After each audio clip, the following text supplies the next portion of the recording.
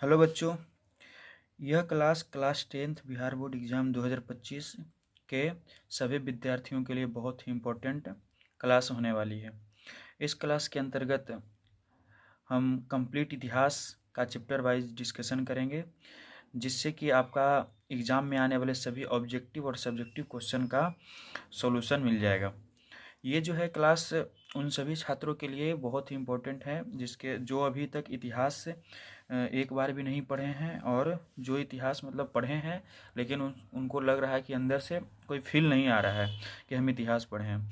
उसके लिए बहुत इम्पोर्टेंट क्लास है, ठीक है। और ये जो पूरा नोट्स जो रहेगा, ये हम जो है नोट्स, हैंड रिटेन नोट्स से सारा डिस्कस करेंगे, और उस नोट्स से ही सारा क्वेश्चन आने का 100% गारंटी है। अब एक दो क्वेश्चन तो हर एक साल जो है वो इधर उधर से पूछता है, तो उसके लिए वरी नहीं होना है, क्योंकि हमारे पास 100 ऑब्जेक्टिव रहेगा, जिसमें 80 ऑब्जेक्टिव रहेगा, जिसमें 40 को मात्र बनाना है, ठीक है। बहुत सारा हमारे पास ऑप्शन है, 40 ऑब्जेक्टिव का ऑप्शन है। फिर उसी तरह से बहुत सारा 6 गो रहता है 2 नंबर का, उसमें 3 गो बनाना रहता है। 2 गो रहता है 5 नंबर का, उसमें 1 गो बनाना रहता है, ठीक है। हमारे पास ऑप्शन है बहुत, इसीलिए ये क्लास से क्वेश्चन बहुत ही आएगा। इसीलिए जो भी छात्र अभी तक एक बार भी हिस्ट्री नहीं पढ़े हैं, प्लीज़ वो पूरा बैठकर अपना कॉपी पेन निकाल कर जो भी इम्पोर्टेंट पॉइंट लगेगा, जिसको हम बोलेंगे नोट कर लीजिए, नोट कर लेना है, ठीक है। और बहुत सारा इसमें क्वेश्चन हम लिखवाएंगे, जिससे क्या इसका आंसर इस नोट्स में होएगा। और ये अगर हो सके तो ये नोट्स लिख लेना है, लेकिन अब तो उतना समय नहीं बचा है, अब मात्र आपके पास 9 दिन का समय है, ठीक है। और जो भी अभी तक ये चैनल को सब्सक्राइब नहीं किए हैं, वो सब्सक्राइब कर लेंगे। और जिसको भी लगता है कि तुम्हारा भाई हो, बहन हो, दोस्त हो, फ्रेंड हो, कोई भी हो, सखा सहेली कुछ भी हो, उसको क्या करना है, ये वीडियो भेजना है और उसको सब्सक्राइब करने के लिए बोलना है, ताकि वो चैनल को सब्सक्राइब कर ले और सारा वीडियो उसको हमेशा मिलते रहे, उसका नोटिफिकेशन मिलते रहे, ठीक है। चलिए अब हम अपने क्लास हिस्ट्री के क्लास कंप्लीट इतिहास का डिस्कशन के लिए आप लोग तैयार हो जाइए। अपना कॉपी कलम सब लोग साथ में रखेंगे, बैठ करके वीडियो देखेंगे, सो करके नहीं, ठीक है। चलिए अपना चैप्टर नंबर 1 यूरोप में राष्ट्रवाद में चलते हैं। चलिए, यूरोप में राष्ट्रवाद चैप्टर का नाम क्या है? पहला चैप्टर जो है यूरोप में राष्ट्रवाद है। इसमें सबसे पहले हम राष्ट्रवाद के बारे में समझेंगे। किसके बारे में? राष्ट्रवाद के सब बारे में समझेंगे। राष्ट्रवाद क्या होता है? राष्ट्रवाद एक ऐसी भावना है जो किसी विशेष भौगोलिक, सांस्कृतिक या सामाजिक परिवेश में रहने वाले लोगों में एकता का वाहक बनती है। मतलब राष्ट्रवाद एक ऐसा भावना होता है, एक लगाव होता है, अब जो अपने देश के प्रति लगाव और समर्पण को दिखाता है। राष्ट्रवाद जो है हमारे देश के लिए बहुत ही इम्पोर्टेंट है। जो राष्ट्रवाद है वो राष्ट्रवाद एक भावना होता है जो अपने देश के प्रति, अपने राष्ट्र के प्रति, अपने समाज के प्रति समर्पित रहने के लिए बताता है। राष्ट्रवाद के कारण ही आज हमारा जो सैनिक है, जो बॉर्डर पर दिन रात हम लोगों के लिए सेवा कर रहा है। राष्ट्रवाद जो है अपने देश के प्रति लगाव को बताता है। अगर इससे क्वेश्चन आता है, राष्ट्रवाद किसे कहते हैं, राष्ट्रवाद क्या है, तो राष्ट्रवाद क्या है? राष्ट्रवाद एक ऐसा भावना होता है जो किसी विशेष भौगोलिक, सांस्कृतिक या सामाजिक परिवेश में रहने वाले लोगों में एकता का वाहक होती है। मतलब एकता प्रोवाइड करता है इससे राष्ट्रवाद अपने देश में होता है। अब देखो, उदाहरण अगर समझेंगे, उदाहरण से समझेंगे तो भारत का राष्ट्रवाद का प्रतीक चिन्ह क्या है? प्रतीक चिन्ह क्या है? तिरंगा, राष्ट्रगान। जैसे कि अगर कोई तिरंगा का अपमान करता है, तब हम क्या करते हैं, अपना उसके खिलाफ हो जाते हैं। तो ये जो है प्रदर्शन, ये जो है भावना हमारे अंदर जो प्रकट होता है, उसी को हम क्या कहते हैं? राष्ट्रवाद। जैसे मान लो कोई राष्ट्रगान का क्या बोल रहा है, अपमान कर रहा है, कोई राष्ट्रध्वज का अपमान कर रहा है, कोई भी राष्ट्रवादी नेता का अपमान कर रहा है, तब हमारे अंदर जो है एक भावना उत्पन्न होती है। क्या? एक भावना उत्पन्न होती है कि हम इसका विरोध करें, ठीक है। हालांकि कोई विरोध करता नहीं है, लेकिन हमारे अंदर भावना आता है, इसीलिए वो जो भावना जो आता है उसी को राष्ट्रवाद कहते हैं। ठीक है, राष्ट्रवाद समझ में आ गया होगा। अब क्वेश्चन आएगा, लिख लेंगे एगो क्वेश्चन नंबर 1 कि राष्ट्रवाद क्या है, या तो क्वेश्चन इसको ऐसे पूछ सकता है, राष्ट्रवाद से क्या समझते हैं। तो सबसे पहले उसका डिफिनीशन देना है। राष्ट्रवाद एक ऐसी भावना होता है जो किसी विशेष भौगोलिक, सांस्कृतिक या सामाजिक परिवेश में रहने वाले लोगों में एकता का वाहक बनती है। ठीक है, राष्ट्रवाद सबके अंदर होता है। ठीक है, उदाहरण क्या होता है, भारत में राष्ट्रवाद का प्रतीक चिन्ह क्या है? प्रतीक चिन्ह क्या है? तिरंगा, राष्ट्रध्वज आदि को शामिल किया गया है। ये हमारा क्या है, राष्ट्रवाद को प्रदर्शित करता है। अब राष्ट्रवाद समझ में आ गया। अब यूरोप के बारे में समझते हैं। यूरोप एक क्या है, महाद्वीप है। यूरोप क्या है, एक महाद्वीप है जिसमें बहुत सारे देश हैं। ठीक है, जैसे हमारा भारत कौन महाद्वीप में आता है? एशिया महाद्वीप में आता है। ठीक उसी तरह से यूरोप भी क्या है, एक महाद्वीप है। ठीक है, अब यूरोप के इससे क्वेश्चन आता है कि इनमें से कौन देश जो है यूरोप में है या यूरोप महाद्वीप के अंतर्गत आता है, या क्वेश्चन पूछेगा ये देश जो है किस महादेश में है, महाद्वीप में है।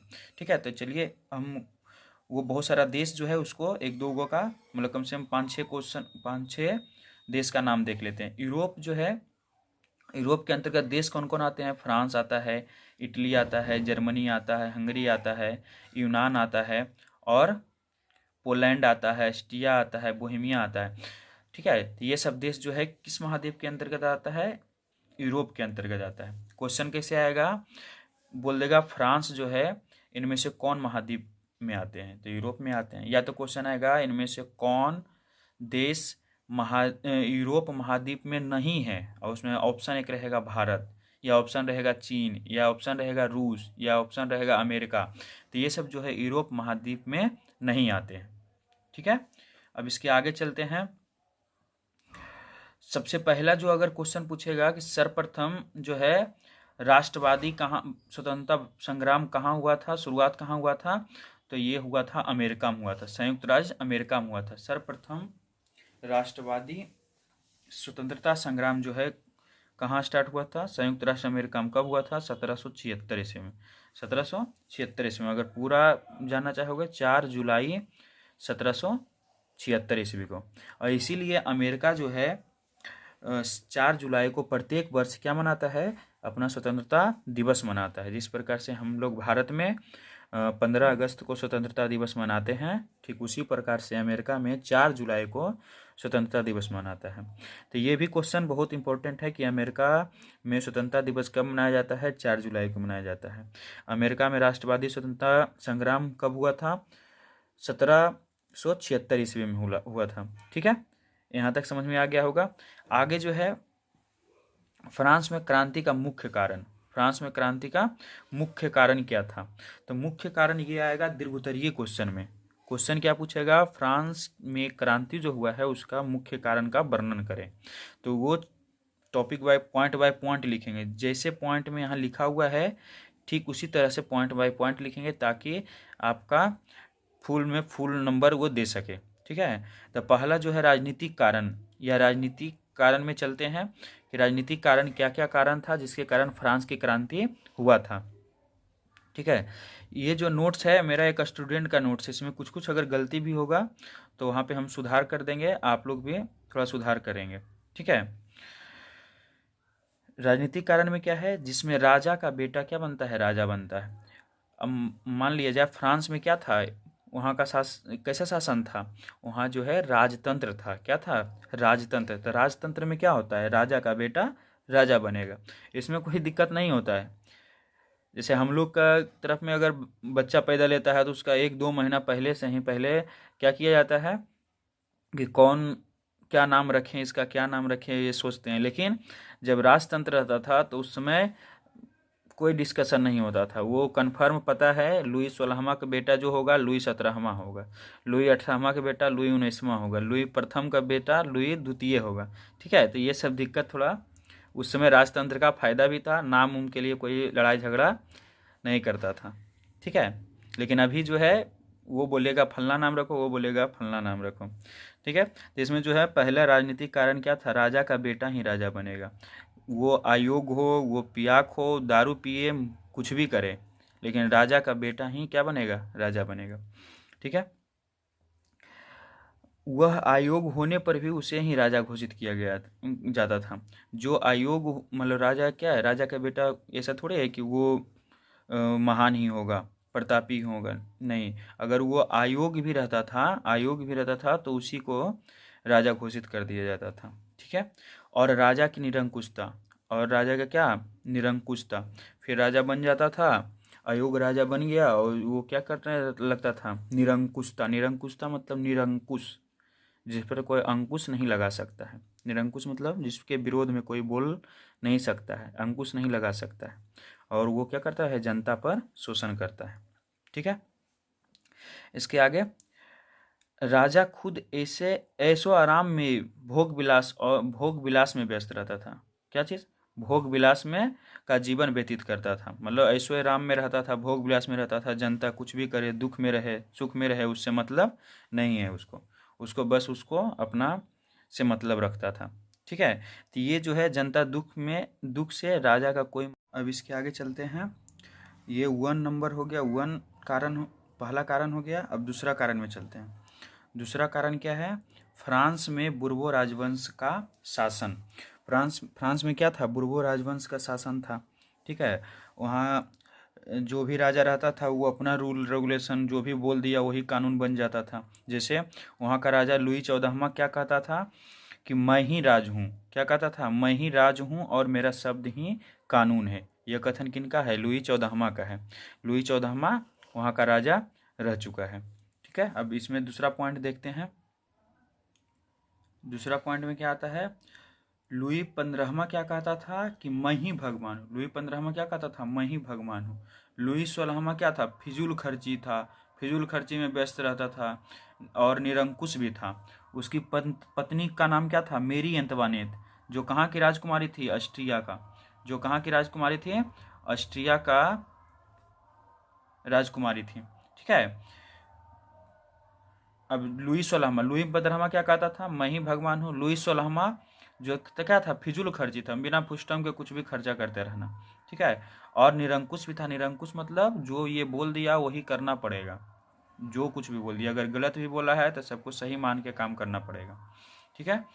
और उसकी पत्नी का नाम क्या था, मेरी अंतवानेत। ये भी क्या थी, फिजूल खर्ची थी। ये भी क्या थी, फिजूल खर्ची। और सरकार के कार्यों में क्या करता था, हस्तक्षेप करते रहता था। ये सरकार के जो भी काम, मान लो कि इसका लुई 16वां जो है बैठ करके कुछ डिस्कशन कर रहा है, बीच में ये आती थी मेरी अंतवानेत कि चलिए हम आते हैं शॉपिंग करके, चलिए हम आते हैं यहाँ से घूम करके, चलिए आते हैं वहाँ जाते हैं। ठीक है। तो ये मेरी अंतवानेत जो क्या थी, फिजूल खर्ची थी और अपने पति यानी लुई 16वां को काम काजों करने में हस्तक्षेप करते रहती थी। क्यों, और ये किसकी बेटी थी, ऑस्ट्रिया की राजकुमारी थी। ठीक है। ऑस्ट्रिया का चांसलर कौन था, मेटरनिक था, वो आगे हम देखेंगे, मेटरनिक का बेटी थी ये। ठीक है। फिर चौथा कारण क्या आता है इसमें, अमेरिका स्वतंत्रता संग्राम में अमेरिका स्वतंत्रता संग्राम का सहयोग करने से फ्रांस कर्ज में डूब गया था। अमेरिका स्वतंत्रता संग्राम जो 1776 ईस्वी में हुआ था, उसमें जो है फ्रांस भी सपोर्ट किया था, इसलिए ये बहुत सारा कर्ज में डूब गया था। ठीक है। और यहाँ पे बहुत सारा संसदीय संस्था, स्टेट जनरल, वहाँ का संसदीय संस्था का क्या नाम था, स्टेट जनरल, स्टेट जनरल। ठीक है। यहाँ लोग क्या किस लिए इकट्ठित होते थे, कानून बनाते थे। यहाँ पे कानून बनाने के लिए सब लोग आते थे, जिसका जो है, जिसका नाम, ये जो क्या था, नाम का था। ये जो स्टेट जनरल संसदीय संस्था जो था, नाम का था। ये 175 वर्ष से कोई भी इसमें बैठक नहीं हुआ था। 175 वर्ष से कोई इसमें बैठक उठक नहीं हुआ था, खाली नाम का था कि कानून बनाने वाला क्या है, स्थान है, संसदीय संस्था, स्टेट जनरल। ठीक है। तो यहाँ तक दूसरा पॉइंट जो था निरंकुशता, ये समझ में आया होगा। अब तीसरा पॉइंट देखते हैं। तीसरा पॉइंट में आता है, फ्रांस का समाज 3 वर्गों में बटा हुआ था। फ्रांस का समाज कितने वर्गों में बटा हुआ था, 3 वर्गों में। प्रथम स्टेट्स बोलते हैं। प्रथम स्टेट्स को कौन सा वर्ग, कौन सा लोग आते थे, पादरी। द्वितीय स्टेट्स में कौन सा आते थे, कुलीन वर्ग लोग आते थे, और तृतीय स्टेट्स में कौन आते थे? सर्वसाधारण वर्ग यानी आम जनता। इसमें सब लोग आ जाते थे, मजदूर हो गया, किसान हो गया, कोई भी लोग सब तृतीय में आ जाते थे। गरीब अमीर, गरीब जो है। और कुलीन वर्ग जो राजा महाराजा होता था वो द्वितीय स्टेट में आता था, और प्रथम स्टेट में पादरी लोग आता था। ठीक है, यहाँ तक समझ में आ गया। ये 3 कारण था जिसके कारण फ्रांस की क्रांति हुआ था। और ये बहुत ही इम्पोर्टेंट क्वेश्चन आएगा कि फ्रांस की क्रांति के कारण सहित वर्णन करें। तो ये तीनों कारण पॉइंट में लिखेंगे और सबका एक्सप्लेन करेंगे। अब जो है क्रांति जो है कब स्टार्ट हुआ था? अब ये जो है 175 वर्ष बाद जो है 5 मई 1779 ईस्वी को जो है लुईस सोलहमा ने 175 साल बाद जो है स्टेट जनरल का बैठक बुलाया। क्यों स्टेट जनरल का बैठक बुलाया? क्योंकि इसका जो पैसा वैसा था ना सब खत्म हो गया। अरे फिजूल खर्ची था ना, ये भी था और इसका पत्नी भी थी, इसलिए सारा पैसा खर्चा खत्म हो गया। तो जो है 175 साल बाद क्या बुलाया? स्टेट जनरल का बैठक बुलाया। ठीक है, जिसमें मतदान के मुद्दे पर प्रथम, द्वितीय, तृतीय स्टेट के लोग के बीच क्या हो गया? विवाद हो गया। क्या हो गया? विवाद हो गया। प्रथम स्टेट और द्वितीय स्टेट, तृतीय, इसमें बात करना चाहिए मतलब कि कैसे हम अपना राष्ट्र को विकास करें। तो ये क्या कानून पास करने लगा कि टैक्स बढ़ाने का। तो सब में क्या हो गया? हस्तक्षेप हो गया, मतलब विवाद होने लगा। अब देखो तृतीय स्टेट के लोग क्या हो गया? उस सभा से निकल गया। उस सभा से निकल कर कहाँ चल गया? निकट में स्थित एक क्या था? टेनिस कोर्ट था। क्या था? टेनिस कोर्ट था। वहाँ पे अपना एक अलग सभा बना लिया। क्या बना लिया? अपना अलग सभा बना करके उसका नाम क्या रख दिया? National assembly. नाम क्या रख दिया? National assembly. उसका नाम रख दिया नेशनल असेंबली। ठीक है, और उस दिन क्या कर दिया? सब कैदियों को भी छोड़ा दिया। 14 जुलाई 1789 को एक क्रांतिकारी ने शस्त्रों को क्या कर लिया? हथिया लिया, और कैदियों को छोड़ने के लिए बास्तिल के किले का दीवार तोड़ दिया। बास्तिल के किले का दीवार क्या करके तोड़ करके क्या कर दिया? सब कैदियों को आज़ाद कर दिया। इसीलिए 14 जुलाई 1789 को क्या हुआ था? फ्रांस की क्रांति हुआ था। और 14 जुलाई को प्रत्येक वर्ष फ्रांस क्या मनाता है? अपना स्वतंत्रता दिवस मनाता है। जैसे अमेरिका स्वतंत्रता दिवस कब मनाता है? 4 जुलाई को। भारत स्वतंत्रता दिवस कब मनाता है? 15 अगस्त को मनाता है। उसी तरह से फ्रांस जो है स्वतंत्रता दिवस कब मनाता है? 14 जुलाई को मनाता है। ठीक है, आई थिंक यहाँ तक सबको क्लियर होगा। वो लिखा हुआ था उस दिन प्रत्येक वर्ष क्या मनाता है? 14 जुलाई को स्वतंत्रता दिवस के रूप में मनाता है। 1791 में क्या किया? जनता के हित वाली नया संविधान बनाने की जिम्मेदारी सभा को सौंपा गया। नया संविधान बनाने का, जैसे अब कोई भी राजतंत्र क्या हुआ? खत्म हो गया। राजतंत्र क्या हुआ? खत्म हो गया। तब क्या कर दिया गया? जिम्मेदारी जो है सभा को, जो सभा बना था उसको क्या कर दिया गया? सौंप दिया गया। 21 जुलाई 1993 को लुईस सोलहमा पर मुकदमा चला करके उसे क्या कर दिया गया? फांसी दे दिया गया। उसे क्या कर दिया गया? फांसी दे दिया गया। 21 जुलाई 1993 ईस्वी को लुईस सोलहमा को फांसी दे दिया गया था। ठीक है, ध्यान रखेंगे, ये क्वेश्चन पूछ सकता है कि लुईस सोलहमा को कब फांसी दिया गया था? 21 जुलाई 1993 ईस्वी को। 1794 में क्या हुआ? 1794 में फ्रांस में डायरेक्टरी शासन का आरंभ हुआ। डायरेक्टरी शासन का आरंभ हुआ। फ्रांस में क्या हुआ? डायरेक्टरी शासन का आरंभ हुआ। फिर 1799 में नेपोलियन क्या किया? इसका अंत कर दिया। डायरेक्टरी मतलब डायरेक्ट शासन। डायरेक्ट शासन का आरंभ हुआ, जिसका कौन एंट्री मारता है इसके बाद? नेपोलियन मारता है। नेपोलियन 1799 में एंट्री मार करके क्या कर दिया? डायरेक्टरी शासन का अंत कर दिया, और प्रथम काउंसलर बना यानी राजा बना। वो आगे देखेंगे। 1804 ईस्वी में क्या हुआ? नेपोलियन ने अपने आप को फ्रांस का सम्राट घोषित कर दिया। क्या कर दिया? फ्रांस का सम्राट घोषित कर दिया। 1804 ईस्वी में क्या कर दिया? नेपोलियन अपने आप को फ्रांस का सम्राट घोषित कर दिया।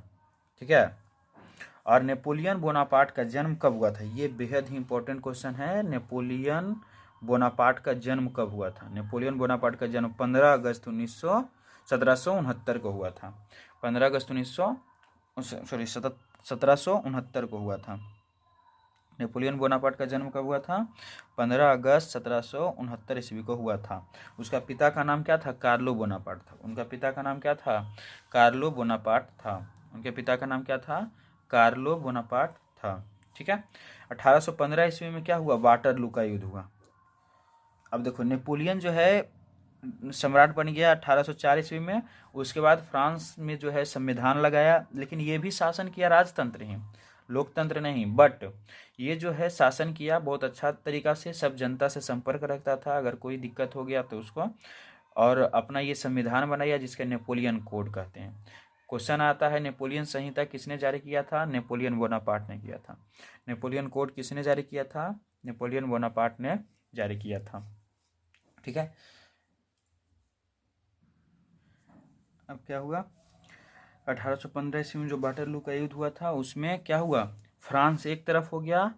फ्रांस का जो राजा था नेपोलियन बोनापार्ट, यानी फ्रांस मतलब नेपोलियन बोनापार्ट क्या हो गया? एक तरफ हो गया।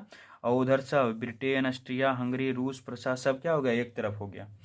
तो ये ऑब्वियसली बात है, जितना भी मतलब यूरोप का और टोटल जो देश था वो एक तरफ हो गया, अकेले फ्रांस एक तरफ हो गया। तो इस युद्ध में क्या होगा? ये तो पहले ही पता है कि फ्रांस क्या होगा? हार जाएगा। यानी नेपोलियन का क्या हो गया? हार हो गया। और ये जो युद्ध, वाटरलू का युद्ध का जो कंट्रोल कौन कर रहा था, मतलब चला कौन रहा था? तो ऑस्ट्रिया का चांसलर जिसका नाम था मेटरनिक। जिसका नाम क्या था? मेटरनिक। ऑस्ट्रिया का चांसलर जिसका नाम मेटरनिक था, वो क्या कर रहा था? इसका संचालन कर रहा था। तो क्वेश्चन आएगा, वाटरलू का युद्ध कब हुआ था? 1815 ईस्वी में। वाटरलू का युद्ध कब हुआ था? 1815 ईस्वी में हुआ था। वाटरलू के युद्ध में कौन कौन भाग लिया था? तो एक तरफ फ्रांस था और दूसरे तरफ ऑस्ट्रिया, ब्रिटेन, हंगरी, रूस, प्रशा, बाकी सब देश था। ठीक है। इसका संचालन कौन कर रहा था? मेटरनिक कर रहा था, जो ऑस्ट्रिया का क्या है? चांसलर था। वाटरलू के युद्ध में क्या हो गया? नेपोलियन का बुरी तरह से पराजित हो गया। नेपोलियन बुरी तरह से क्या हो गया? हार गया। ठीक है। इसके आगे, हारने के बाद नेपोलियन को कैदी बना लिया गया, मतलब सेंट हेलेना द्वीप पर भेज दिया गया। कैदी बनाकर कहाँ भेज गया? सेंट हेलेना द्वीप पर भेज दिया गया। सेंट हेलेना द्वीप पर भेज दिया गया, जहाँ 52 वर्ष की उम्र में 1821 ईस्वी में उसकी क्या हो गया? मृत्यु। बहुत ही इम्पोर्टेंट क्वेश्चन। नेपोलियन का मृत्यु कब हुआ था? 1821 ईस्वी में हुआ था। नेपोलियन का मृत्यु कब हुआ था? 1821 ईस्वी में हुआ था। फिर आगे चलते हैं। 1815 में यूरोप के विजय, 1815 ईस्वी में यूरोप के जो विजय शक्ति जो था मिलकर के क्या किया? ऑस्ट्रिया की राजधानी वियना में, ऑस्ट्रिया की राजधानी कहाँ? वियना में एक सम्मेलन आयोजित किया जिसे वियना कांग्रेस कहते हैं। वियना कांग्रेस के नाम से जाना जाता है। क्वेश्चन पूछेगा, वियना कांग्रेस कब हुआ था? 1815 ईस्वी में। जो लोग वाटरलू के युद्ध में जीता था वही सब क्या किया था? सम्मेलन किया था। कब किया था? 1815 ईस्वी में। अब वियना सम्मेलन में क्या हुआ? वियना सम्मेलन में जो मेटरनिक चाहेगा वो होगा, जो जीता हुआ देश चाहेगा वो होगा। इस सम्मेलन में यूरोप के मानचित्र में अपने युद्ध द्वारा उलट पुलट कर दिया, उल्टा पुल्टा कर दिया। और इस सम्मेलन की अध्यक्षता कौन कर रहा था? ऑस्ट्रिया के चांसलर मेटरनिक कर रहा था। ऑस्ट्रिया के चांसलर कौन कर रहा था? मेटरनिक कर रहा था। अब वियना कांग्रेस के बाद क्या होगा? फ्रांस में फिर से राजतंत्र की स्थापना कर दिया गया। अरे लुईस 16वां को मार दिया गया। लुईस 16वां क्या मेटरनिक का दामाद हो गया ना? मेटरनिक के बेटी से शादी किया था। मेटरनिक का बेटी कौन था? मेरी अंतवानेत।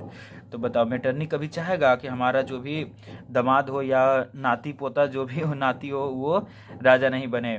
इसीलिए ये क्या किया था? वियना कांग्रेस में क्या स्थापित कर दिया? फिर से पुरातन व्यवस्था को स्थापित कर दिया। क्वेश्चन आता है, मेटरनिक कैसा शासन व्यवस्था स्थापित किया था? तो पुरातन शासन व्यवस्था स्थापित किया था। मेटरनिक कैसा शासन व्यवस्था स्थापित किया था? पुरातन शासन व्यवस्था। मेटरनिक कैसा व्यक्ति था? कैसा राजा था? तो निरंकुश हो गया, प्रतिक्रियावादी। मेटरनिक कैसा राजा था? प्रतिक्रियावादी राजा था। मेटरनिक कैसा शासन व्यवस्था को लागू करता था? पुरातन शासन व्यवस्था को लागू किया था। ठीक है। तो फिर से वहाँ क्या कर दिया गया? बुर्बो राजवंश को बनाया गया। और लुई 18वां जो इसका क्या हो गया? मतलब नाती हो गया। लुई 18वां को क्या बना दिया गया? वहाँ का राजा बना दिया गया। ठीक है, यहाँ तक आई थिंक सबको समझ में आ गया होगा। यहाँ तक के क्वेश्चन को कितना सोल्व कर दिए। पहला क्वेश्चन था राष्ट्रवाद किसे कहते हैं, दूसरा क्वेश्चन था कि फ्रांस की क्रांति का क्या क्या कारण था, तीसरा क्वेश्चन हुआ कि वाटरलू का युद्ध कब हुआ था, मेटरनी का हार कैसे हुआ, सॉरी नेपोलियन का हार कैसे हुआ, नेपोलियन का जीवन क्या था, कब राजा बना, कब वो मराया, ये सब चीज़ इसमें हम देखे हैं। ठीक है, अब आगे बढ़ते हैं। एक बेहद ही इंपॉर्टेंट क्वेश्चन आता है जिसका नाम है जुलाई क्रांति। ये क्या है, बेहद ही इंपॉर्टेंट क्वेश्चन आता है जिसमें पूछा जाता है जुलाई क्रांति के बारे में। क्या पूछा जाता है, जुलाई क्रांति। तो जुलाई क्रांति किसे कहते हैं, एकदम इतना जो है बहुत इंपॉर्टेंट है, इस लिखना है। तो 1824 ईस्वी में क्या किया गया, चार्ल्स दशम को फ्रांस का राजा बनाया गया। 1824 ईस्वी में किसको बनाया गया, 1821 ईस्वी में नेपोलियन को मार दिया गया था। 1821 ईस्वी में नेपोलियन को मारा गया और फिर लुई 18वां को बनाया गया। लेकिन 1824 में किसको राजा बनाया गया, चार्ल्स दशम को फ्रांस का राजा बना दिया गया। ये क्या था, निरंकुश शासक था। कैसा था, निरंकुश शासक। क्वेश्चन पूछेगा, देखो इसका थ्योरी ही आता है, थ्योरी में ही क्वेश्चन आता है कि जुलाई क्रांति किसे कहते हैं। तो क्या लिखेंगे, 1824 ईस्वी में चार्ल्स दशम को राजा बना दिया गया और वो क्या था, निरंकुश शासक था। उसने पॉलीगैनिक, ये क्वेश्चन ऑब्जेक्टिव में आएगा कि चार्ल्स दशम ने प्रधानमंत्री किसको बनाया, तो पॉलीगैनिक को प्रधानमंत्री बनाया था। चार्ल्स दशम ने पॉलीगैनिक को क्या बनाया था, प्रधानमंत्री। ये कैसा था, प्रतिक्रियावादी नेता था। कौन, पॉलीगैनिक, जिसने समाज को क्या कर दिया था, बांटकर अभिजात वर्ग को विशेष अधिकार देने का प्रयास किया था। मतलब जो बड़ा बड़ा वर्ग के लोग था उसको क्या किया था, ज़्यादा अधिकार, विशेष अधिकार देने का प्रयास किया था। तो विरोध क्या कब होने लगा, 1830 में फ्रांस में फिर से क्या होने लगा, गृह युद्ध होना स्टार्ट हो गया। क्या होने लगा, गृह युद्ध हुआ, जिसे जुलाई क्रांति के नाम से जाना जाता है। जो 1830 ईस्वी को, जुलाई 1830 ईस्वी को एक गृह युद्ध हुआ था जिसे हम जुलाई क्रांति के नाम से जानते हैं। इसके बाद क्या हुआ, जुलाई क्रांति जैसे हुआ ना, वहाँ का राजा चार्ल्स दशम जो था वो क्या कर दिया, राजगद्दी छोड़ करके कहाँ भाग गया, इंग्लैंड भाग गया। सब जो है इंग्लैंड भाग गया। तो जुलाई क्रांति किसे कहते हैं, मेरे समझ से सबको क्लियर हो गया होगा। पहले तो राजा कौन बना, चार्ल्स दशम बना 1824 में।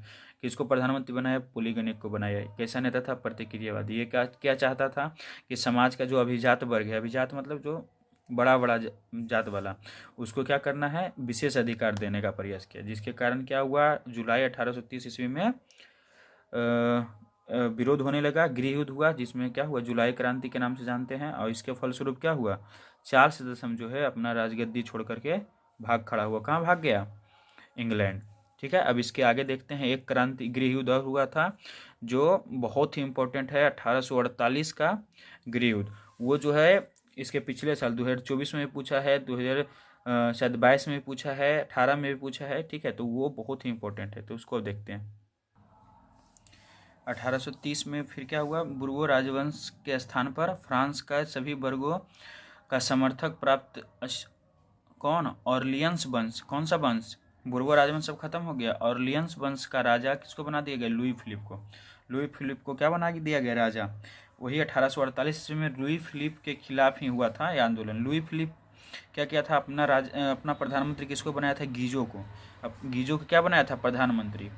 और 1848 ईस्वी में क्या हुआ था, एक भोज का आयोजन, महाभोज का आयोजन किया गया था, जिसमें 22 फरवरी 1848 को शायद भोज का आयोजन किया गया था। उसमें क्या हो गया, सर्वसाधारण वर्ग और कुलीन वर्ग, पादरी वर्ग, ये सब के साथ, मतलब जो मध्यम वर्ग के लोग थे और सर्वसाधारण वर्ग के लोग थे, ये सब के साथ क्या किया गया था, दुर्व्यवहार किया गया। तो इसके कारण क्या हुआ था, यह गृह युद्ध हुआ था। ये गृह युद्ध में लुई फिलिप भी क्या हो गया था, यहाँ से भाग करके कहाँ चल गया था, इंग्लैंड चल गया था। ठीक है, अब फ्रांस की क्रांति को, फ्रांस क्रांति से इतना ही इंपॉर्टेंट क्वेश्चन है। अब इटली के एकीकरण, जो बहुत ही इंपॉर्टेंट है, बहुत ही इंपॉर्टेंट। इटली के एकीकरण क्या है, बहुत ही इंपॉर्टेंट क्वेश्चन इससे आता है। ठीक है, तो इटली का एकीकरण में सबसे पहले हम इटली का पार्ट समझते हैं। इस तरह से, ये तो इस तरह से नहीं है, लेकिन थोड़ा कॉपरेट करेंगे। किताब में होगा, किताब में चित्र बनाएंगे, किताब में चित्र अगर इटली के एकीकरण बोले तो इस तरह से थोड़ा सा फिगर बना दीजिएगा, ताकि उसको क्या मिले, एक आइडिया लग जाए और समझे कि बच्चा बहुत अच्छा से पढ़ा है। ठीक है।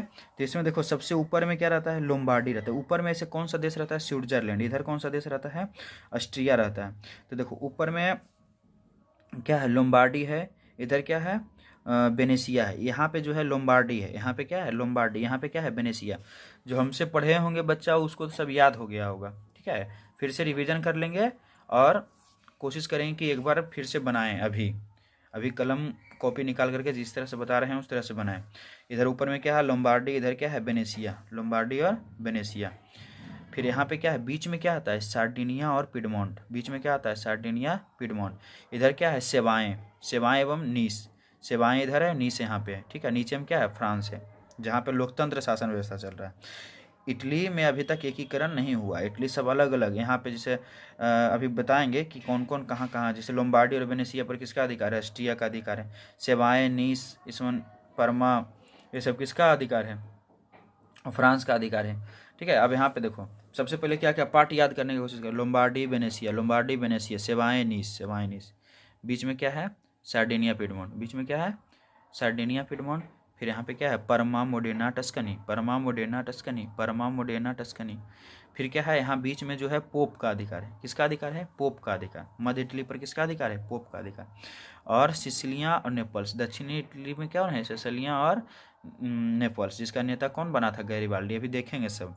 ठीक है, तो आई थिंक ये मैप समझ में आ गया। वो इतना भाग में बटा हुआ था इटली, और इसी को क्या करना था, एक करके एक देश बना था। अभी तक इटली का एकीकरण नहीं हुआ था, मतलब इटली देश अभी तक नहीं बना था। ठीक है, सब अलग अलग पार्ट में बटा हुआ था। इधर वाला प्रशासन कर रहा था ऑस्ट्रिया, इधर वाला प्रशासन कर रहा था फ्रांस, इसमें भी फ्रांस।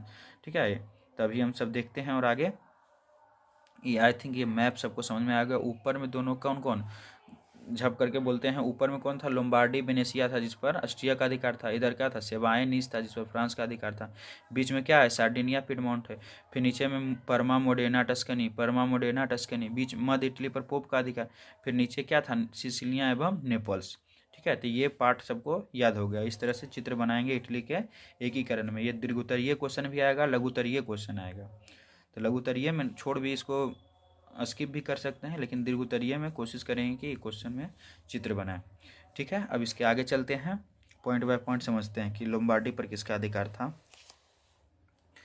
देखो 19वीं शताब्दी के आरंभ में इटली लगभग कितना भाग में बटा हुआ था, 7 भाग, 7 स्वतंत्र। जैसे ऊपर में क्या था, लोम्बार्डी वेनेसिया हो गया, सार्डिनिया पिडमोंट हो गया, सेवाएं नीस हो गया, परमा मोडेना टस्कनी हो गया, और इधर पोप हो गया, रोम हो गया, सिसिलिया एवं नेपल्स हो गया। ये सब भाग में बटा हुआ था। तो लोम्बार्डी और वेनेसिया पर किसका अधिकार था, ऑस्ट्रिया का अधिकार था। लोम्बार्डी और वेनेसिया पर किसका अधिकार था, ऑस्ट्रिया का। मध्य इटली का किसका अधिकार था, धर्मगुरु पोप का अधिकार था। मध्य इटली पर किसका अधिकार था, धर्मगुरु पोप का अधिकार। एकदम बेहद इंपॉर्टेंट है, इसको लिखेंगे। लोम्बार्डी और वेनेसिया पर ऑस्ट्रिया का अधिकार, मध्य इटली पर पोप का अधिकार। ठीक है, परमा मोडेना टस्कनी पर किसका अधिकार था, हैवर्स वंश। हैवंस वंश, बर्मा वंश का क्या था, शासन चल रहा था। परमा मोडेना टस्कनी पर हैवर्स, हैवर्स वंश का क्या चल रहा था, वहाँ पे शासन चल रहा था। उत्तरी पश्चिम में जो था सेवाएं नीस, इस पर कौन कब्जा किए हुए था, फ्रांस कब्जा किए हुए था। उत्तरी और पश्चिमी जो सेवाएं नीस है, इस पर कौन कब्जा किए हुए था, फ्रांस कब्जा किए हुए था। ठीक है, फिर दक्षिण में कौन था, दक्षिण में कौन था, नेपल्स एवं सिसिलियो पर किसका अधिकार था, बुर्बो राजवंश का अधिकार था। ये पार्ट सबको समझ में आ गया होगा। जैसे लोम्बार्डी वेनेसिया पर ऑस्ट्रिया का अधिकार, मध्य इटली पर पोप का अधिकार, फिर सेवाएं और नीस पर फ्रांस का अधिकार, और परमा मोडेना टस्कनी पर हैवर्स वर्ष का अधिकार था। ठीक है, फिर नेपल्स एवं सिसिलिया पर किसका अधिकार, बुर्बो राजवंश का अधिकार। इसको बार बार दोहराएंगे। अब आ जाते हैं कि कैसे कैसे इटली का एकीकरण हुआ। तो देखो पहला जो योगदान लगाया थे जोसेफ मेजनी, कौन था, जोसेफ मेजनी। तो ये क्वेश्चन डायरेक्ट आएगा कि जोसेफ, इटली के एकीकरण में जोसेफ मेजनी का क्या योगदान था, इटली के एकीकरण में जोसेफ मेजनी का क्या योगदान था। ठीक है, तो इसको देखते हैं। जोसेफ मेजनी जो था ना, वो इटली के एकीकरण को आरंभ किया था। ये इटली के एकीकरण किया नहीं, जैसे आरंभ करना, जैसे कोई चीज़ का भी अभी आप लोग ही क्या होंगे, अभी सोच रहे होंगे अच्छा कल पढ़ेंगे, अच्छा कल पढ़ेंगे, अभी स्टार्ट ही नहीं किए होंगे। ठीक है, तो वो जोसेफ मेजनी जो है स्टार्ट किया था, इटली के एकीकरण करने का क्या किया था, स्टार्ट। और स्टार्ट करने वाला ही बहुत इंपॉर्टेंट रोल है। क्योंकि स्टार्ट नहीं कोई करना चाह रहा था। तो जोसेफ मेजनी के बारे में देखते हैं योगदान क्या था इसका। 5 से 6 पॉइंट रहेगा और इसी तरह से पॉइंट बाय पॉइंट आप एग्ज़ाम में लिखने का प्रयास करिएगा। फुल में फुल नंबर देगा, नंबर काटने का कोई जगह नहीं। तो इसका जन्म कब हुआ था? 1805 ईस्वी को हुआ था। 1805 ईस्वी में जन्म हुआ था। कहाँ हुआ था? जेनेवा में। यही क्वेश्चन देखो इसके पहले बार नहीं 2023 में पूछा था कि जोसेफ मेजनी का जन्म कहाँ हुआ था? तो जेनेवा में हुआ था। जोसेफ मेजनी का जन्म कहाँ हुआ था? जेनेवा में हुआ था। कब हुआ था? 1805 में। कब हुआ था? 1805 में। जोसेफ मेजनी का जेनेवा कहाँ हुआ था? जेनेवा में जन्म हुआ था। ये क्या था? राष्ट्रवादी नेता था। वे फ्रांस के राज क्रांति में बहुत प्रभावित किया। फ्रांस के राज क्रांति को क्या किया था? बहुत प्रभावित किया था तथा इटली के राष्ट्रीय एकीकरण का समर्थक था। वो चाहता था, क्या चाहता था? कि इटली का एकीकरण हो और इटली एक अलग देश के रूप में उभरे। ठीक है। वे एक गणतांत्रिक विचारों का था और समर्थक करता था। ठीक है। और योग एक सेनापति था। ये योग क्या था? सेनापति भी था। और गणतांत्रिक विचारों को क्या करता था? समर्थक करता था। ठीक है।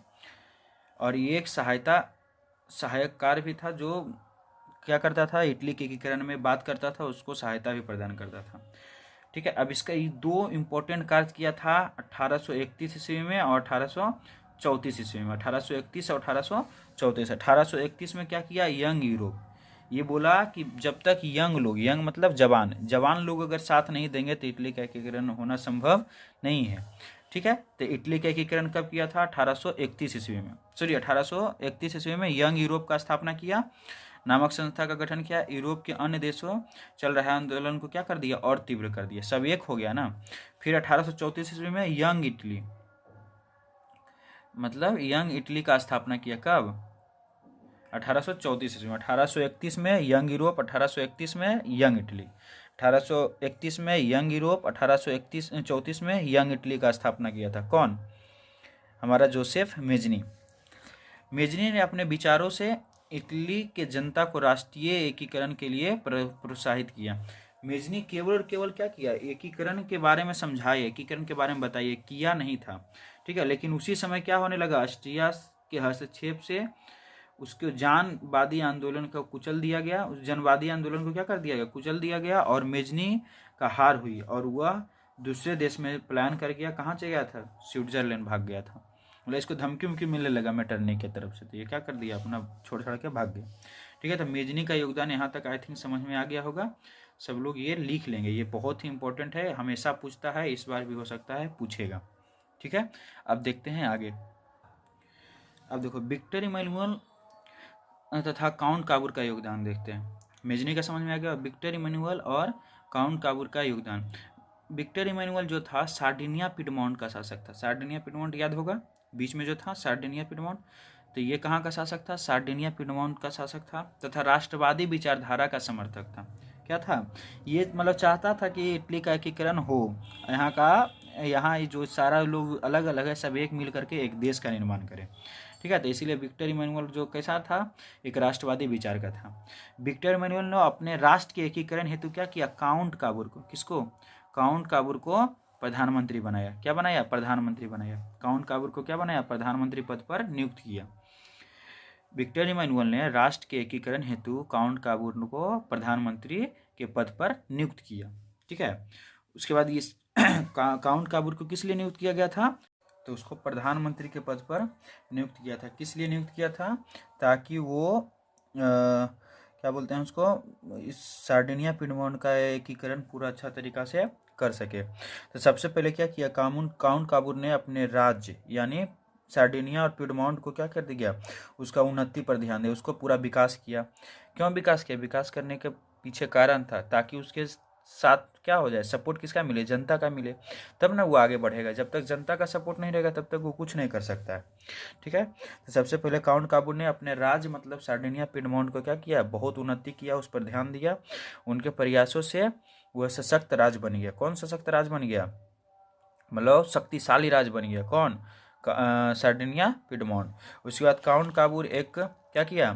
काउंट काबूर एक समझदार व्यक्ति था। काउंट काबूर के बारे में हम समझते हैं। इसके बाद क्या किया? काउंट काबूर क्या था? एक समझदार व्यक्ति था जिसे यह पता था कि इटली राष्ट्र से ऑस्ट्रिया का हस्तक्षेप जब तक नहीं हटेगा, जब तक ये इटली का एकीकरण नहीं हो सकेगा। ठीक है, तो सबसे पहले ऑस्ट्रिया का हस्तक्षेप हटाने के लिए क्या किया, काउंट काबूर ने क्रीमिया के युद्ध में, कौन सा युद्ध में, क्रीमिया के युद्ध में किसको साथ दिया, फ्रांस को सहायता दिया। उस सपोर्ट में जो था ना पीछे फ्रांस को क्या किया, सहायता किया। कौन, काउंट काबूर में। किस लिए सहायता किया, ताकि जब क्या बोलते हैं, इटली का एकीकरण में ज़रूरत पड़े तब फ्रांस इसमें आ सके। तो है फ्रांस को जो है क्रीमिया युद्ध में काउंट काबूर ने साथ दिया, ताकि उसको जब ऑस्ट्रिया के खिलाफ विरोध लड़ाई स्टार्ट करे तब वो भी क्या करे, इसको साथ दे। ठीक है, तो क्रीमिया का युद्ध कब हुआ था, 1856 में, 1856 में हुआ था। 1856 में पेरिस शांति सम्मेलन हुआ, जिसमें क्या किया गया था, लुई नेपोलियन तृतीय ने इटली के सैनिक सहायक देने का वादा किया था। ठीक है, अब फ्रांस का सहायता का शासन पाकर काउंट काबूर ने क्या कर दिया, ऑस्ट्रिया के खिलाफ युद्ध के लिए क्या कर दिया, तैयार हो गया। और काउंट काबूर ने के इशारों पर लोम्बार्डी और वेनेशिया में ऑस्ट्रिया के खिलाफ विरोध किया गया। ऑस्ट्रिया के खिलाफ क्या होने लगा, विरोध होने लगा। ऑस्ट्रिया के खिलाफ विरोध होना स्टार्ट हो गया।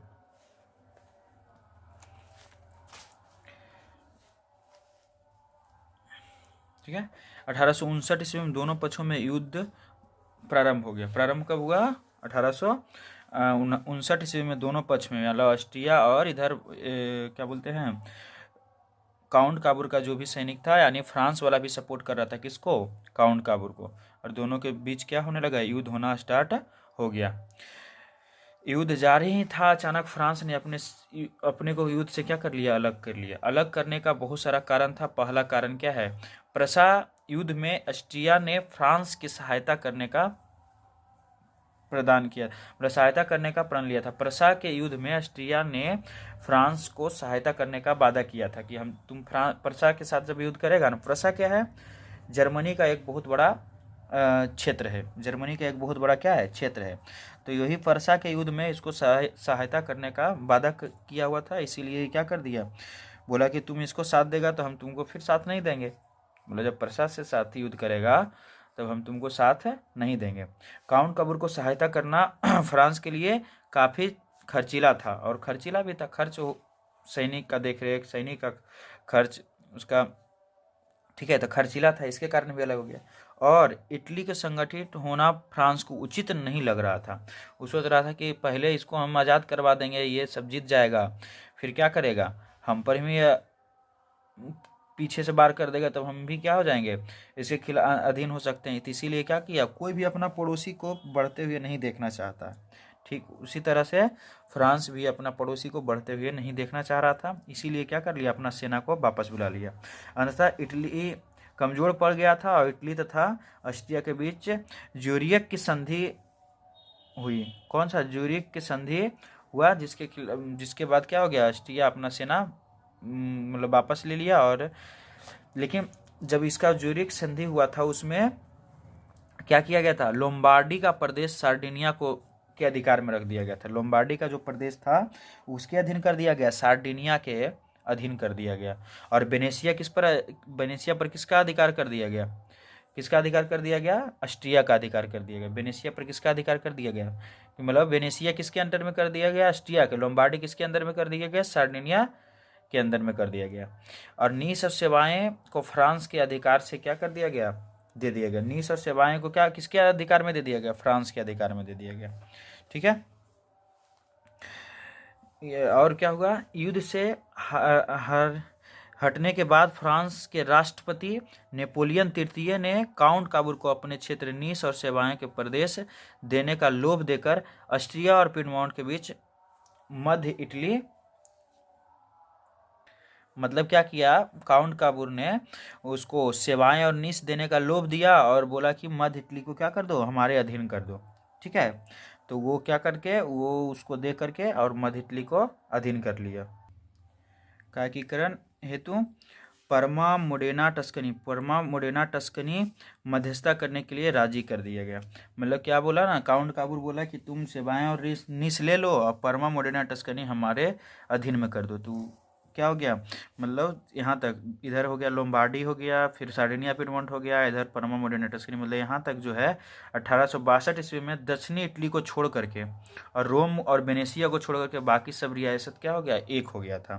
मतलब दक्षिणी इटली बच रहा था, अभी गैरीबाल्डी नहीं आया ना, गैरीबाल्डी आएगा तो दक्षिणी इटली को एकीकरण करेगा। रोम पर किसका अधिकार था, पोप का अधिकार था, और वेनेसिया पर तो किसका अधिकार हो गया था, ऑस्ट्रिया को। तो ये तीनों को छोड़कर 1862 ईस्वी तक क्या हो गया था, पूरा एकीकरण हो गया था। ठीक है, अब देखते हैं गैरीबाल्डी का योगदान। गैरीबाल्डी का योगदान बहुत ही इंपॉर्टेंट है। इसका जन्म 1807 में, मेजनी का जन्म हुआ था 1805 में। मेजनी का जन्म कब हुआ था, 1805 में हुआ था। इसका जन्म कब हुआ था, 1807 में। कहाँ हुआ था, नीस में हुआ था। कहाँ हुआ था, नीस में हुआ था। वह पेशे से क्या था, नाविक था। वह पेशे से क्या था, नाविक था। मेजनी के विचारों का क्या था, समर्थक था। उसने लाल कुर्ती नामक दल का स्थापना किया था। लाल कुर्ती मतलब कपड़ा, जैसे बजरंग दल होता है उसका एक अलग क्या बोलते हैं, कपड़ा होता है। ठीक है, उसी तरह से लाल कुर्ती नामक सेना का गठन किसने किया था, गैरीबाल्डी। लाल सेना अलग है, लाल कुर्ती का नामक संस्था का गठन किसने किया था, गैरीबाल्डी। बताएंगे कमेंट में, बताएंगे लाल सेना का गठन किसने किया था। ठीक है, लाल सेना का गठन किसने किया था, लाल कुर्ती का किसने किया, गैरीबाल्डी ने। उसने दक्षिणी इटली, सिसिलिया एवं नेपल्स को क्या कर दिया, बुर्बो राजवंश से स्वतंत्र करवा लिया। कौन, गैरीबाल्डी। गैरीबाल्डी क्या करवा लिया, बुर्बो राजवंश से स्वतंत्र करवा लिया दक्षिणी इटली का जो सिसिलिया एवं नेपल्स था। उसने विक्टर इमैनुअल से संधि कर दक्षिणी इटली का एकीकरण में शामिल कर दिया। मतलब दक्षिणी इटली को भी एकीकरण में क्या कर दिया, शामिल कर दिया। विक्टर इमैनुअल ने गैरीबाल्डी को दक्षिणी इटली का प्रधानमंत्री बनाने का प्रस्ताव रखा, प्रस्ताव रखा, लेकिन उसने अस्वीकार कर दिया। उसने क्या कर दिया, अस्वीकार कर दिया, और उसने अपनी सारी संपत्ति राष्ट्र को समर्पित कर दिया। एक साधारण किसान के जीवन व्यतीत करने लगा। मतलब वो क्या कर दिया, अपना सारा जो भी धन दौलत था सब किसके अधीन कर दिया, विक्टर इमैनुअल, और जो भी थोड़ा बहुत बचा वो सब गरीब को दान करके अपने एक साधारण के किसान की तरह भांति रहने लगा। तो गैरीबाल्डी का योगदान क्या हुआ, 1807 में जन्म लिया, नाविक पेशा था इसका, मेजनी के समर्थक था, लाल कुर्ती का गठन किया था, सेवाएं 19 को बुर्बो राजवंश से आज़ाद करवाया, और विक्टर इमैनुअल को से संधि करके उसको सौंप दिया, और खुद उसको प्रधानमंत्री बनने का ऑफर मिला, उसको क्या कर दिया, ठुकरा दिया, और अपना जितना भी संपत्ति था सबको दान करके खुद एक साधारण किसान की भांति जीवन व्यतीत करने लगा। ये क्या था, गैरीबाल्डी का योगदान। अब इसके आगे देखते हैं। इस त्याग और बलिदान की भावना से भारतीय लाला लाजपत राय, जो लाला लाजपत राय थे वो क्या थे, प्रभावित थे। किससे, क्वेश्चन आता है कि इनमें से किससे लाला लाजपत राय प्रभावित थे, तो गैरीबाल्डी से। किससे प्रभावित थे, गैरीबाल्डी से। ठीक है, इस प्रकार विक्टर इमैनुअल ने रोम और वेनेसिया को भी इटली में मिला लिया, और इटली का एकीकरण 1871 ईस्वी में संपन्न हुआ। 1871 ईस्वी में किसका हो गया, इटली का एकीकरण हो गया। रोम नहीं मान रहा था, तो उसको बोल दिया कि तुम राजधानी बन जाओ, सबका काम, सब यहीं से काम होगा, तो इसलिए रोम भी क्या हो गया, मान गया, और इटली का एकीकरण यहाँ तक संभव हो चुका। अब हम इसके आगे चलते हैं, जर्मनी के एकीकरण। कहाँ पे चलते हैं, जर्मनी के एकीकरण में। जर्मनी के एकीकरण जो है, पहला नंबर इसमें पॉइंट क्या लिखेंगे, देखो 2 क्वेश्चन और बताना भूल गया। पहला जो है इटली के एकीकरण में बाधा, जर्मनी के एकीकरण में बाधा। ठीक है, तो बाधा भी इसके साथ साथ चल रहा है। अब जर्मनी के एकीकरण, जर्मनी लगभग कितना छोटे छोटे भाग में, मतलब छोटे बड़े राज्यों में बटा हुआ था, 300 छोटे बड़े राज्यों में। कितना छोटे बड़े राज्यों में, 300 छोटे बड़े राज्यों में बिखरा हुआ था, जिसमें सबसे बड़ा राज्य कौन था, प्रशा। सबसे शक्तिशाली राज्य कौन था, प्रशा। जर्मनी के एकीकरण की पृष्ठभूमि का श्रेय नेपोलियन बोनापार्ट को ही जाता है। क्यों, नेपोलियन बोनापार्ट क्या किया था, 1806 ईस्वी में आया था, और वो फ्रांस का राजा बना, तो वो सब जगह घूमने लगा, और घूम घूम करके सबको अपने अधीन करने लगा। ठीक है, तो उसी के सिलसिले में 1806 ईस्वी में राइन संघ का स्थापना किया था। क्या किया था, राइन संघ का स्थापना कहाँ कर दिया था, जर्मनी में, नेपोलियन बोनापार्ट ही। ठीक है, जर्मनी एक औद्योगिक देश था। क्या था, औद्योगिक, यहाँ उद्योग बहुत सारा था। ठीक है, जहाँ का व्यापारियों ने 1834 ईस्वी में जाल्वेराइन नामक संस्था का स्थापना किया था। क्या चीज, जाल्वेराइन नामक संस्था का स्थापना किसने किया, व्यापारियों ने। क्वेश्चन आता है, जाल्वेराइन नामक संस्था का स्थापना किसने किया, व्यापारियों ने। जाल्वेराइन नामक शासन का स्थापना किसने किया था, व्यापारियों के द्वारा हुआ था। ठीक है, जर्मनी के शासक कौन था, विलियम फ्रेडरिक, कौन था? विलियम फ्रेडरिक ने जर्मनी का एकीकरण के लिए बिस्मार्क को अपना चांसलर बनाया। जर्मनी का जो शासक था विलियम फ्रेडरिक ने जर्मनी के एकीकरण के लिए किसको शासक बनाया? बिस्मार्क को। किसको बनाया?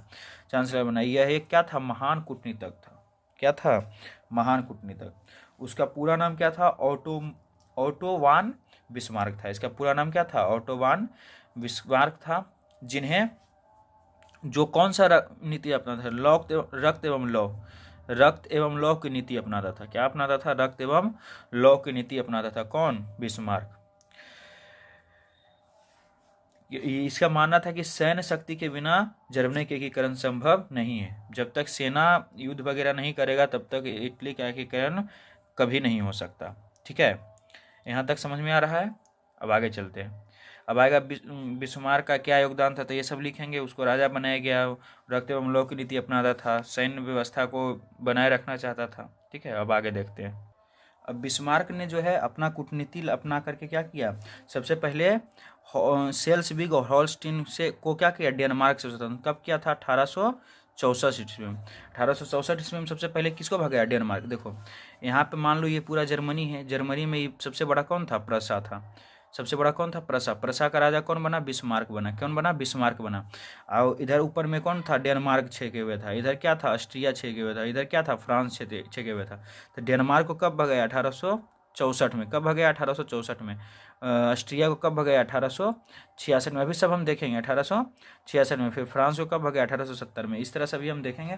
तो बिस्मार्क ने अपनी नीतियों से किसको? सेल्सविग और होल्स्टीन, ये दो मतलब कास्ट कह लेते हैं, वो जो इटली थी जर्मनी में रहता था, उसको आज़ाद करवाया। किससे? डेनमार्क से। इसके बाद सेडोवा के युद्ध में, देखो याद रखना, वाला पहले आया है। सेडोवा का युद्ध में किसको? 1866 ईस्वी में किसको भगाया? ऑस्ट्रिया को भगाया। सेडोवा के युद्ध में किसको भगाया? 1866 ईस्वी में ऑस्ट्रिया को। फिर इसके बाद बिस्मार्क ने 19 जून 1817 को सेडोन के युद्ध में, कौन सा युद्ध में? सेडोन के युद्ध में किसको भगाया? फ्रांसीसी को भगाया। सेडोन के युद्ध में किसको भगाया? फ्रांसीसी को भगाया। सेडोन के युद्ध में किसको भगाया? फ्रांसीसी को भगाया। और 10 मई 1871 को फ्रैंकफर्ट की संधि के द्वारा फ्रांस और जर्मनी के बीच में क्या हो गया? शांति स्थापित हो गया। फ्रांस और जर्मनी के बीच में क्या हुआ? शांति स्थापित हो गया। यहाँ तक समझ में आ गया? पहला डेनमार्क को कब भगाया? 1864 में। उसको सेल्सविक और हॉलस्टीन को आज़ाद करवाया। फिर सेडोवा के युद्ध 1866 में किसको भगाया? ऑस्ट्रिया को भगाया। मतलब ऑस्ट्रिया को पराजित कर दिया और जीत गया।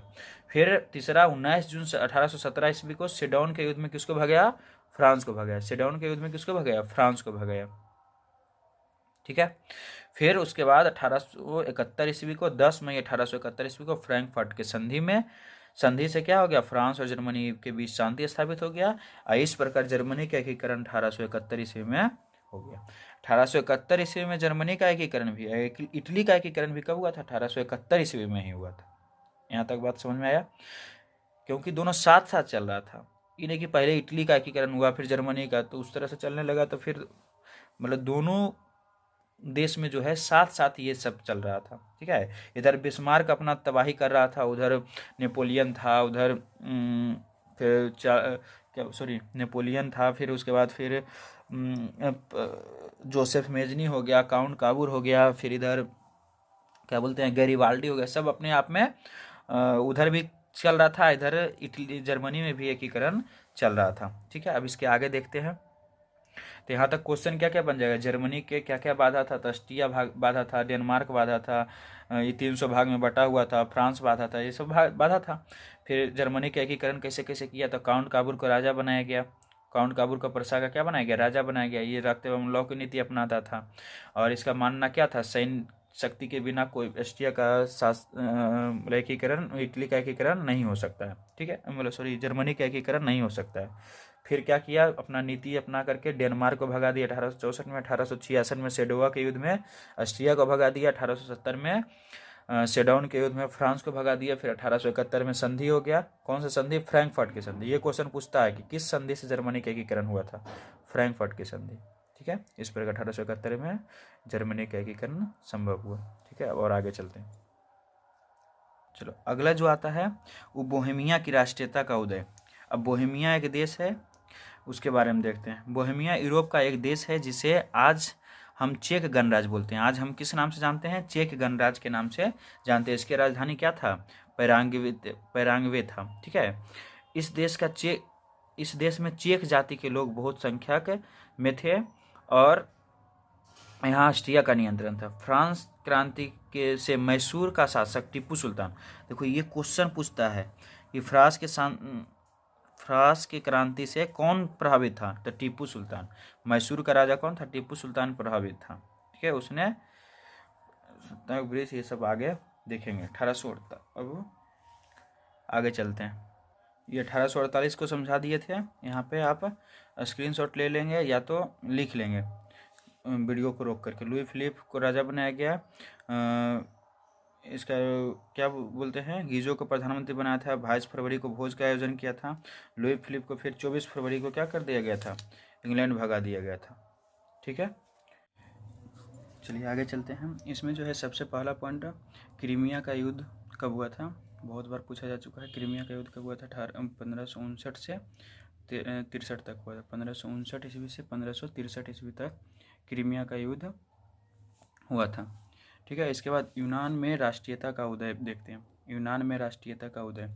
यूनान जो है यूरोप का एक देश है। यूनान जो है कहाँ का देश है? यूरोप का देश है, जिसे हम आज ग्रीस कहते हैं। आज हम उसे क्या कहते हैं? ग्रीस के नाम से जानते हैं, जिसका राजधानी एथेंस है। ठीक है। यूनान जो है यूरोप का एक देश है। यूनान कहाँ का देश है? यूरोप का एक देश है जो आज ग्रीस के नाम से जाना जाता है। ठीक है। यूनान का विचार, दर्शन कला और चिकित्सा विज्ञान इत्यादि क्या है? प्रेरणा लेकर पूरे यूरोप देश अपनी तरक्की कर रहे थे, परंतु यूनान जो था तुर्की साम्राज्य के अधीन था। 1821 में क्या हुआ था? 1821 में अलेक्जेंडर चिप्सिलांटी के नेतृत्व में यूनान का विरोध हुआ था। किसके विरोध में? अलेक्जेंडर चिप्सिलांटी। ये भी क्वेश्चन पूछा जाता है। कब हुआ था विरोध? 1821 ईस्वी में। यूनान में जो है कब विरोध स्टार्ट हुआ था? 1821 ईस्वी में। किसके विरोध हुआ था? अलेक्जेंडर चिप्सिलांटी। अलेक्जेंडर चिप्सिलांटी के नेतृत्व में ये विरोध होना स्टार्ट हुआ था। ठीक है। यहाँ तक समझ में आया? आगे देखते हैं। इंग्लैंड, फ्रांस तथा रूस के समर्थक किसको मिला हुआ था? यूनान को था। यूनान ने तुर्की के खिलाफ, यूनान पर किसका अधिकार था? यूनान किसका गुलाम था? तुर्की का। ध्यान रखिएगा, यूनान किसके गुलाम था? तुर्की का। यूनान पर कौन शासन कर रहा था? तुर्की। बताओ, छोटा सा देश था जो यूनान को क्या कर रहा था? शासन कर रहा था। यूनान को किसके साथ मिला? इंग्लैंड के साथ मिला, फ्रांस का, रूस का साथ मिला। तुर्की के खिलाफ क्या कर दिया? युद्ध छेड़ दिया। तुर्की सेना पूरी तरह क्या हो गया? पराजित हो गया। और 1829 ईस्वी में, कब? 1829 ईस्वी में क्या हुआ था? एड्रियानोपोल की संधि हुआ था। एड्रियानोपोल की संधि कब हुआ था? 1829 में। किसके किसके बीच हुआ था? तुर्की और यूनान के बीच में। एड्रियानोपोल की संधि किसके किसके बीच? तुर्की और यूनान के बीच। तुर्की और यूनान के बीच कब हुआ था? 1829 ईस्वी। कब हुआ था? 1829 यूनान में। एड्रियानोपोल की संधि कब हुआ? 1829 ईस्वी में। और किसके किसके बीच में हुआ था? यूनान और तुर्की के बीच में। इस प्रकार यूनान पर से जो है तुर्की का आधिपत्य खत्म हो गया। कब खत्म हुआ था? 1832 ईस्वी में। 1832 ईस्वी में क्या कर दिया? यूनान को स्वतंत्र एक राष्ट्र घोषित कर दिया गया और बावेरिया के शासक ऑटो को स्वतंत्र यूनान का राजा घोषित कर दिया। किसको घोषित कर दिया गया? स्वतंत्र ऑटो को घोषित कर दिया। अब देखते हैं हंगरी में राष्ट्रीयता। हंगरी में राष्ट्रीयता का उदय। हंगरी यूरोप का एक देश है। हंगरी भी कहाँ का देश है? यूरोप का देश है। फर्स्ट स्लाइड में ही हम इसको पढ़ा चुके थे। जिसका राजधानी कहाँ है? बुडापेस्ट। यही सबसे ज़्यादा बार पूछा जाएगा कि हंगरी का राजधानी कहाँ है? बुडापेस्ट। हंगरी का राजधानी कहाँ है? बुडापेस्ट। ठीक है। जो किसका गुलाम था? हंगरी किसका गुलाम था? ऑस्ट्रिया का गुलाम था। हंगरी किसका गुलाम था? ऑस्ट्रिया का गुलाम था। हंगरी में आंदोलन का नेतृत्व कौन कर रहा था? कोसुत तथा फ्रांसिस डी नामक क्रांतिकारी कर रहे थे। ठीक है। कोसुत के द्वारा यहाँ पे क्रांतिकारी किया जा रहा था। तो 31 मार्च 1848 ईस्वी को हंगरी को एक ऑस्ट्रिया ने क्या कर दिया? स्वतंत्र कर दिया। कब? 1848 में। 31 मार्च 1848 में। हंगरी का राजधानी बुडापेस्ट। हंगरी का राजधानी बुडापेस्ट। एड्रियानोपोल की संधि कब हुआ था? 1829 ईस्वी में। कब हुआ था? किसके किसके बीच हुआ था? फ्रांस क्या बोलते हैं, तुर्की और यूनान के बीच में हुआ था। ठीक है, हंगरी को ऑस्ट्रिया कब आज़ाद किया? 1848 ईस्वी। ठीक है, इस तरह से रिकॉल करते रहेंगे। पोलैंड में राष्ट्रीयता, पोलैंड में राष्ट्रीयता का उदय कैसे हुआ? पोलैंड यूरोप के एक देश था जिसका राजधानी कहाँ था? बर्मा, जिसका राजधानी बर्सा था। ठीक है, पोलैंड पर रूस तथा ऑस्ट्रिया का नियंत्रण था। पोलैंड पर किसका नियंत्रण था? रूस तथा ऑस्ट्रिया का नियंत्रण था। ठीक है, पोलैंड पर किसका नियंत्रण? रूस एवं ऑस्ट्रिया का। ठीक है, इसके आगे देखते हैं। 1830 ईस्वी में क्या कर दिया? यह क्रांति हुआ जिसमें, परंतु उसे कुचल दिया गया। 1830 में भी क्रांति हुआ था और इसको कुचल दे दिया गया था। मतलब 1830 में कहाँ क्रांति हुआ था? पोलैंड में। ठीक है, 1918 में प्रथम विश्व युद्ध के दौरान क्या कर दिया? पोलैंड को आज़ाद कर दिया गया था। प्रथम विश्व युद्ध जब 1918 में हुआ था, 1914 से 1918 में हुआ था, खत्म हुआ था प्रथम विश्व युद्ध 1918 में, जिसके बाद पोलैंड को क्या कर दिया गया? आज़ाद कर दिया था। बोहेमिया को तो अभी हम देख ही लिए थे। बोहेमिया क्या? चेक गणराज्य के प्रागवे या जो ऑस्ट्रिया का अधीन था। ठीक है, इस तरह से देख लिया था टीपू सुल्तान। फिर ठीक है, ये वीडियो को यहीं तक रखते हैं। ठीक है, क्योंकि बहुत ऑलरेडी 1 घंटा का लगभग वीडियो, 1 घंटा का वीडियो लगभग हो चुका है। ठीक है, तो ये वीडियो जो है बहुत लंबा हो जाएगा, इसीलिए ये हम वीडियो को चैप्टर 1 तक ही रहते हैं। अगले वीडियो में कोशिश करेंगे कि पूरा जो भी है चैप्टर 2, 3, 4, 5 से लेकर के 7 तक, क्योंकि मेन जो है सबसे ज़्यादा क्वेश्चन चैप्टर 1 से ही पूछा जाता है और चैप्टर 4 से। तो चैप्टर 1 और चैप्टर 4 में टाइम लगेगा। ठीक है, तो ये लगभग 1 घंटा का वीडियो हो चुका है और बहुत ज़्यादा बड़ा वीडियो हो जाएगा, इसीलिए हम क्या करते हैं, ये क्लास को यहीं तक रखते हैं। ठीक है, पार्ट 1 हो जाएगा, फिर पार्ट 2, पार्ट 3 तक ये ख़त्म होगा, क्योंकि बहुत बड़ा बड़ा वीडियो दिक्कत होगा देखने में। और जिसको अगर ये पूरा लग रहा है कि हमको समझा हुआ है, जिसके पास इसका नोट्स का कॉपी है जो हमसे पढ़ा है, वो सब बच्चा क्या करेगा? अपना कॉपी सामने रखेगा और इसको स्पीड में करके देखेगा। टाइम उतना वेस्ट नहीं करेगा, क्योंकि अब तुम्हारे पास 9 दिन का समय है। ठीक है, इसके आगे अब हम नेक्स्ट क्लास में कंटिन्यू करेंगे। और यहाँ तक अगर फिर आप लोग को अच्छा लग रहा होगा तो फिर लाइक करेंगे इसमें और सब्सक्राइब करेंगे, जैसा कि पहले ही बता चुके हैं। सब्सक्राइब भी करेंगे और अपने दोस्तों के साथ शेयर करेंगे। दोस्तों के साथ जो भी है आपका दोस्त, सखी, सहेली जो भी है, उसको भी क्या करेंगे? ये शेयर करेंगे ताकि उसको भी इसका फ़ायदा हो सके। ठीक है, इसके आगे हम नेक्स्ट क्लास में। धन्यवाद।